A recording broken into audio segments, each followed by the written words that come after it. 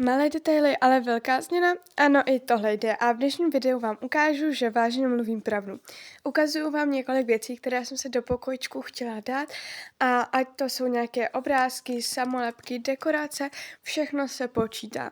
Tady vidíte pár obrázků a taky tady ten přívěšek. Tyto místa už jsem teda trošku vylepšila předtím, ale pořád jsem si myslela, že to není takové to, ano, tohle bych vážně chtěla. Takže jsem se rozhodla to ještě nějak vylepšit, ale zbývalo mi ještě pár věcí, takže jsem si udělala tento roční stoleček. Co mi bylo hned jasné, kam dám, tak byl tento šperk, že ho dám na moji nástěnku snu. A šlo se na zdobení samolepek. Ozdobila jsem květináč, potom taky tuhle skříň a samozřejmě také toto místo. Nesmělo chybět ani zrcátko, také tady ty šuplíky, které jsem taky polepila a potom jsem nalepila 2 samolepky i semka a taky na tohle malou černou poličku, taky na můj hřeben a musím říct, že mě to fakt hodně bavilo a samozřejmě taky nesmělo chybět na organize a nesměla jsem zapomenout na deníček. A vidíš, i malé věci dokážou změnit pokoj v něco úplně jiného.